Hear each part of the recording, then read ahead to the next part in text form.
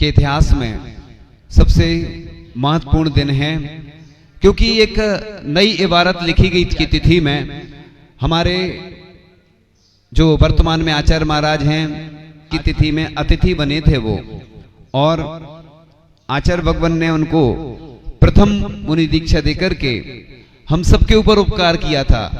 क्योंकि साधु संत जो भी काम करते हैं सिर्फ एक व्यक्ति के लिए नहीं करते हैं। आचार्य भगवान ने चेतन आत्माओं का उद्धार तो किया ही, ऐसे ही पाषाण से परमात्मा को भी उन्होंने बनाया और सभी जन जन का उन्होंने कल्याण किया। आचार्य महाराज तो उपकारी हैं ही हैं। वर्तमान में जो परम पूज्य आचार्य श्री समय सागर जी महाराज हैं, उनके करीब रहने का हमें बहुत वर्षों तक ऐसा उनके साथ रहने का अवसर प्राप्त हुआ। वह बड़े सरल हृदयी हैं। मुझे एक बार याद आ रहा है, रामटेक की बात थी, किसी काम से उनको आना था कमरे में और सुबह से वो आ गए। वो प्रसंग कुछ चीजें बताई नहीं जाती, हम लोगों की कुछ रहस्यमयी बातें होती ना, सबको बताने से सब चीजें ठीक नहीं रहती ना। तो इस प्रकार से वो प्रातः काल की बेला में आ गए। तो मतलब वो इतने सरल हृदयी हैं कि ये नहीं कि मतलब हमसे छोटे महाराज उनसे काम है तो खुद आ गए वो। और वो भैयावृत्ति करने भी आते थे, तो शाम को थोड़ा सा देख लेते थे आज इनका उपवास है, तो भैयावृत्ति करने आ जाते थे। ये होती है सरलता कि मतलब बड़े महाराज होने के बावजूद, वरिष्ठ महाराज कहलाते ज्येष्ठ, और इतने ज्येष्ठ मुनिराज होने के बावजूद भी वो उनके अंदर कभी ये भाव नहीं रहा कि मैं बड़ा हूं। सबसे बड़ी बात यही होती है, जो ऐसी भावना रखता है वही उच्च पदों को प्राप्त करता है। तो उनके बारे में वैसे मैंने कई बार संस्मरण सुनाए हैं पहले, और सुनाता भी रहता हूं मैं, क्योंकि हम कोई भी काम एक दिन नहीं करते कि दीक्षा दिवस एक दिन मनाते, हम तो वर्ष भर मनाते हैं। और हमारा तो जो टेक्नोलॉजी हमारी चलती वो कौन सी चलती है? इंटरनेशनल चलती है। हमारा मैनेजमेंट है जो एडवांस चलता है। क्यों चलता है? लोग कहते हैं कि हम बाद में करेंगे ये, और हम करते पहले, क्योंकि पल का भरोसा है ना कल का भरोसा। और भले ही कम लोग सुनते हैं, लेकिन हमें मालूम है कि दुनिया तक बात पहुंच जाती है। तो इस प्रकार से आचार्य भगवान ने उनके ऊपर तो उपकार किया है, इस जैन संस्कृति के ऊपर उपकार किया, क्योंकि ऐसे उल्लेख मिलते हैं कि पहले भी करोड़ों की संख्या में साधु हुए हैं। 40 करोड़ पहले जैन थे। साधु संत तो बिरले ही बन पाते हैं, पुण्यशाली होते हैं। आचार्य श्री ने युवाओं को दीक्षा देकर, पढ़े लिखे लोगों को दीक्षा देकर के इस जैन संस्कृति पर उपकार किया है आचार्य श्री ने। और प्रतिभा स्थली को भी एक नया आयाम दिया, चाहे वो शादी का हो, चाहे वो छुल्लक बने हो, नए तरीके से आचार्य श्री ने जो भी काम किए वो अलग हटके किए, क्योंकि उनको मालूम था कि आगे आने वाली पीढ़ियां कोई कुछ काम करने वाली नहीं है। अस्त हो रहे ज्ञान सूर्य ने, सोचा था एक दिन की शाम, मेरे ढले जाने के बाद। तो आचार्य श्री ने इन प्राण प्रतिष्ठा करके इन तीर्थों को जीवंत तो बनाया ही, हम सबके ऊपर भी उपकार किया। तो आचार्य भगवान जन जन के हितैषी थे। शासन प्रशासन के लिए भी बहुत उन्होंने कुछ किया, और आचार्य श्री के निमित्त से बहुत सारे लोगों की बीमारियां दूर होती चली गई। आचार्य भगवान के ऐसे संस्मरण हमारे पास बहुत सारे हैं जो हम सुनाते रहते हैं समय समय पर। तो आचार्य भगवान की जो साधना थी वो 56,000 वर्ष से ज्यादा की थी, क्योंकि ऐसा ग्रंथों में लिखा है कि वर्तमान में 1 वर्ष की साधना 1000 वर्ष की साधना के बराबर होती है। ऐसे आचार्य भगवान ने 77 वर्ष हम सबके बीच में रह करके, उनकी जो आयु थी हमारे पास पूरा उसका डिटेल है, हमने निकाली थी, काउंटिंग है बिल्कुल। आचार्य श्री की उम्र कितनी थी, कितनी दीक्षा, महीने में, वर्ष में, पूरा हम डिटेल बता देंगे, अभी उपलब्ध नहीं है। तो ऐसे आचार्य भगवान जिनने युवाओं में जोश भरा, युवाओं को जोड़ा धर्म से, और आचार्य ऋषि की भावना थी कि इस तीर्थ क्षेत्र को भी 65 गांवों से जोड़ना है। अभी तो कुछ गांव जुड़े हैं, उदासीन हैं लोग। ऐसे उदासीन लोगों की हमें बिल्कुल आवश्यकता नहीं है, चाहे भले ही थोड़े से दूर के लोग जुड़े, हमें ऐसे एनर्जी वाले लोग चाहिए। हमारी तो भावना यही रहती, हम तो जैन धर्म के ब्रांड एम्बेसडर बनना चाहते हैं, क्योंकि इस जैन संस्कृति को हमारे जैसे युवा जब तक आगे नहीं आएंगे, हमारा धर्म आगे नहीं बढ़ने वाला। जब तक युवा दीक्षा नहीं लेंगे, कमेटी में नहीं आएंगे, कार्य में नहीं आएंगे। इसलिए आचार्य ऋषि किसको ज्यादा पसंद करते थे? युवाओं को। भले ही वो उम्र में ज्यादा हो, लेकिन युवा हो, युवा चाहिए हमें। युवा शक्ति पूरे देश की इकट्ठी होना चाहिए। आज स्थितियां आप देख ही रहे हैं, उसके बारे में हम कोई चर्चा नहीं करेंगे। बहुत स्थितियां बदलती जा रही हैं, बिहार में भी लोग नहीं रहते हैं।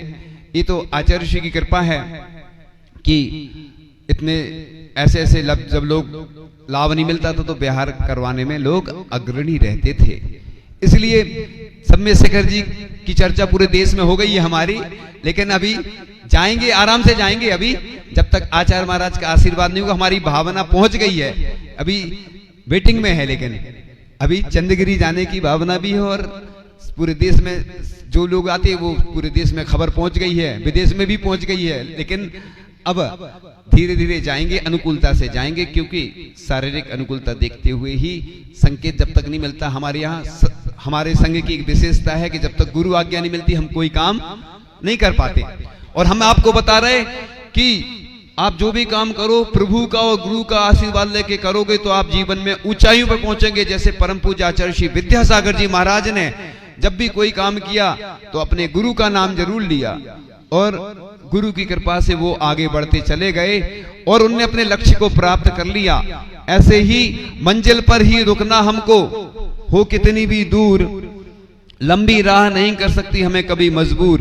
तो ऐसे जिस प्रकार से तीर्थों में श्रेष्ठ होता है सम्मेद शिखर, मंत्रों में होता है डमोकार मंत्र, और ग्रंथों में तत्वार सूत, प्रतिमाओं में कुंडलपुर के बड़े बाबा हैं, और जो आचार्य ऋषि के लिए विशेष आराध्य थे। और आचार्य भगवान का जो सपना था वो पूरा हुआ।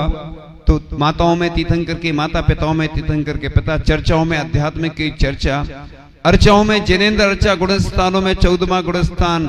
ऐसे ही आचार्यों में आचार्य श्रोमणी परम पूज्य आचार्य श्री विद्यासागर जी महाराज थे, और परम पूज्य आचार्य श्री समय सागर जी महाराज हमारे लिए जो आचार्य भगवान ने अपना पद उनको दिया है, वो अपनी विरासत, जो उनकी सुरक्षा वो आचार्य महाराज कर रहे हैं, और उनकी दीर्घायु हो। और वो ऐसे ही जैसे परम पूज्य आचार्य श्री विद्यासागर जी महाराज ने जो जैन धर्म का डंका बजाया, प्रभावना की, वैसे ही वह भी करते रहें, और हम भी छोटा सा दीपक बन के उनकी जो दीपमाला है उसमें शामिल होकर के हम भी छोटा सा प्रकाश कर सकें। क्योंकि अपन ज्यादा कुछ नहीं कर सकते हैं, क्योंकि जितनी अनुकूलता रहती है प्रयास करते हैं। तो इस प्रकार से आचार्य भगवान के पास देश के शासन प्रशासन के व्यक्ति आते थे, राष्ट्रपति, प्रधानमंत्री आदि आदि, और आचार्य श्री उनको मार्गदर्शन देते थे। तो इस प्रकार से आचार्य भगवान के पास देश की राजनीति के धुरंधर भी जब चरणों में आते थे तो वह अपने आप को धन्य समझते थे, और हिंसा के तांडव के बीच अहिंसा का शंखनाद किया। मुझे याद आ रहा है, मैंने आचार्य श्री से एक बार कहा था, एक पुस्तक में लिखा है कि हिंसा को मिटाने के लिए अहिंसा के प्रचार की आवश्यकता है। आज किसी भी व्यक्ति से बोलो वो तो हो जाएगा, सब हो जाएगा, मतलब आज लोग बहाने बनाते हैं। इसलिए बहाने नहीं बना के काम पे लग जाओ। कुछ को तुम जगाओ, कुछ को हम जगाएंगे, कुछ अंधेरा तुम मिटाओ, कुछ अंधेरा हम मिटाएंगे। आज समस्याएं ज्यादा हैं। एक किसी ने कहा था कि यदि तुम किसी समस्या के समाधान नहीं हो तो तुमको समस्या हो। आप समस्या नहीं दो, सलाह नहीं दो, सलाह के साथ सहयोग दो। आज चुनिंदा लोग ही आते हैं काम में, कमेटियां बन जाती हैं, संस्थाएं बन जाती हैं, प्रचार प्रसार हो जाता है, लेकिन काम बस थोड़ा सा ही हो पाता है। तो आज परोपकार के कार्य जो आचार्य ऋषि ने, चाहे वो तीर्थ क्षेत्र हो, चाहे वो गौशालाएं हो, चाहे वो शांति धारा दुग्ध योजना हो, चाहे तीर्थ क्षेत्र हो, चाहे जो भी आचार्य ऋषि के उपक्रम थे, हथकरघा हो, उन वो तभी चल पाएंगे जब तक आप सहयोग नहीं करेंगे। और हम तो कहते हैं आचार्य ऋषि हमारे गुरु थे और हैं और रहेंगे, और वर्तमान में भी जो आचार्य महाराज हैं वो हमारे आचार्य महाराज हैं, क्योंकि उन्हीं का पद उनको प्राप्त हुआ है। इसलिए आचार्य भगवंत तो चले गए, वो वहां से सब देख रहे हैं लाइव, आचार्य भगवंत सब देख रहे हैं। वो भले ही आचार्य के रूप में नहीं है, लेकिन हमारी श्रद्धा आस्था के देवता हैं, क्योंकि हमारे यहाँ जो अच्छे पद ग्रहण करते हैं वो कहीं भी चले जाए, हमारे जो हम आचार्य भक्ति करते हैं प्रातः काल में और शाम को करते हैं, इसलिए करते हैं कि जितने पूर्व आचार्य हैं उनकी भक्ति होती है। पहले सिद्ध भक्ति होती है, फिर शुद्ध भक्ति होती है, यानी देव सिद्ध भक्ति के रूप में देव हो गए, और शुद्ध में शास्त्र हो गए, और आचार्य भक्ति का मतलब होता है गुरु भक्ति, यानी गुरु जो हमारी परंपरा चली आ रही है, ऐसे आचार्यों की देन है। आज हम अपने आप को गौरवशाली समझते हैं, सौभाग्यशाली समझते हैं कि हमें इतनी चतुर्थकालीन प्रतिमाओं के दर्शन हो रहे हैं, और ऐसे चर्या के धनी जो दिगंबर जैन के जो चिन्ह हैं, ऐसे दिगंबर मुनिराजों के दर्शन हो रहे हैं। हम अपने आप को बहुत सौभाग्यशाली समझते हैं।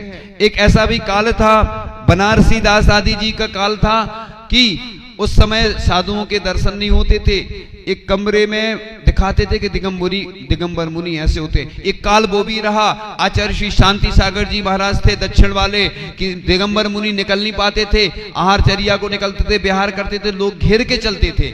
और आज ये बड़ा सौभाग्य है कि हम पूरे भारत में विहार करते हैं, तो बड़ी शान से करते हैं। इसलिए तो लोग अगवानी करते हैं ना साधुओं की, इसलिए करते हैं। आहार के बाद भी अच्छे से छोड़ने जाते हैं, क्योंकि हमारे लिए ये चलते फिरते तीर्थ हैं, इसलिए इनकी सुरक्षा भी हमारा कर्तव्य है।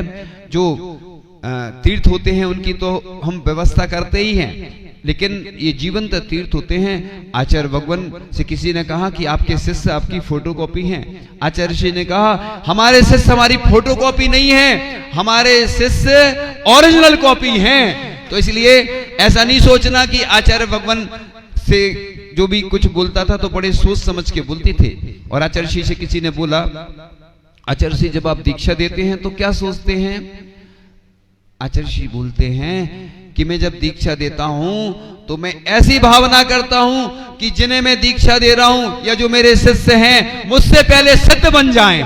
देखो ऐसी भावना भाया करो। 16 कारण भावनाएं तीर्थंकर प्रकृति के बंध में निमित्त बनती हैं।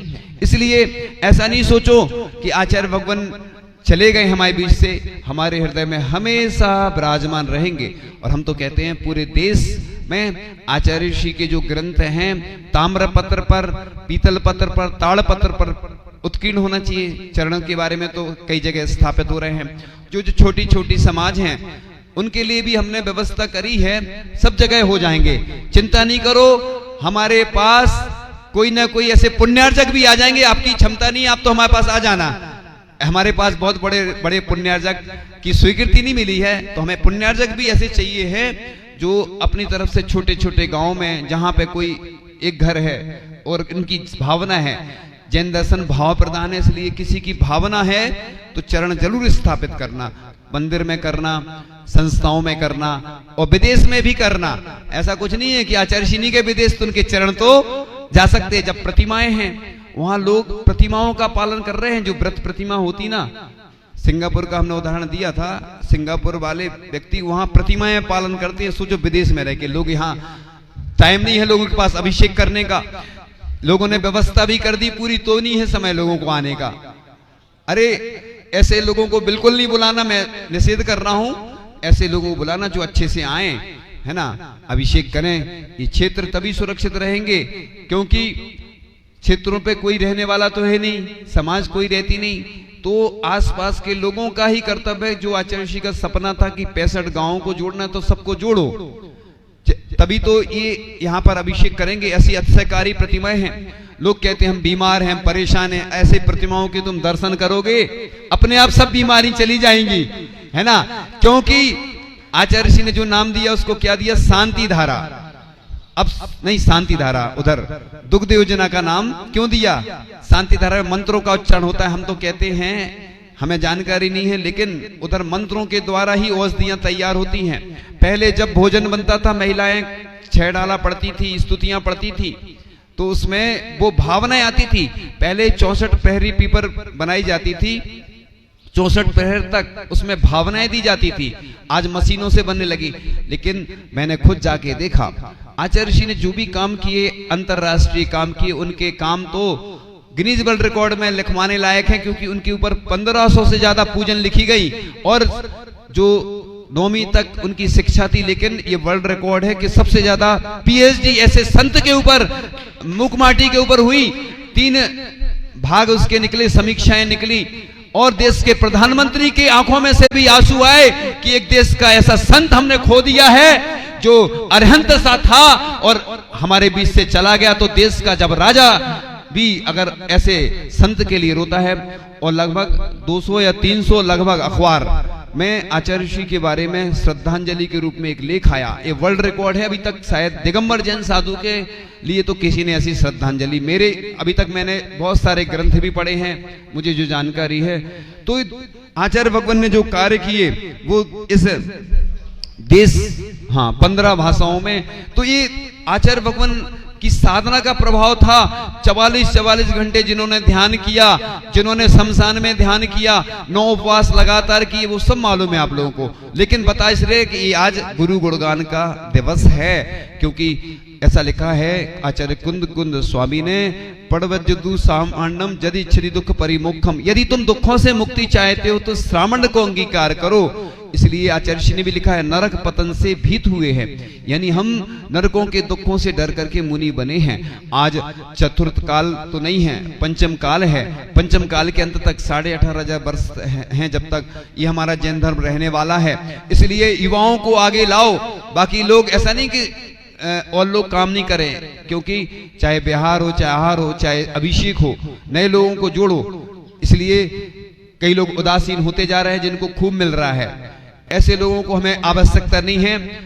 देखो, राशि तो अपने हिसाब से जो लोग देते हैं, जो भी भावना है वो अलग मैटर है, लेकिन जब सुविधा भी मिल रही है फिर भी लोग अभिषेक करने नहीं आए तो ये दुर्भाग्य समझना।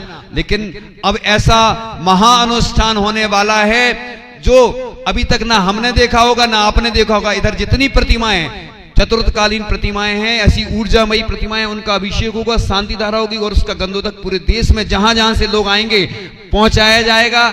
जैसी व्यवस्था होगी, महाअनुष्ठान होगा, महाशांति धारा होगी और पहली बार हम देखेंगे, ना हमने देखा ना आपने देखा, ऐसा दृश्य होगा कि इस पूरे देश के लिए अभी से हम निमंत्रण देते हैं कि 23 तारीख को आदिनाथ भगवान का जब ये महाअनुष्ठान होगा, इधर की जितनी प्रतिमाएं हैं कोशिश की जाएगी, कोई व्यवस्था नहीं बन पाती है तो वो बात अलग है, लेकिन पूरी प्रतिमाओं का पहली बार होगा। परम पूज्य आचार्य श्री विद्यासागर जी महाराज के चरणों में कि आपकी कृपा से ऐसे ही हम सब के ऊपर उपकार होते रहे। और वर्तमान में परम पूज्य आचार्य श्री समय सागर जी महाराज जो आपके अनुगामी हैं, आपके पद चिन्हों पर चलते जा रहे हैं और उनके चरणों में आप दीर्घायु हों और ऐसे ही आप जिन शासन की प्रभावना में हमेशा रत रहें और हम भी आपका सहयोग करते रहें और अपनी भावना के अनुसार जो भी अच्छे कार्य हैं सब में संलग्न रहें। इन्हीं भावनाओं के साथ परम पूज्य आचार्य गुरु शिष्य 108 विद्यासागर जी महाराज की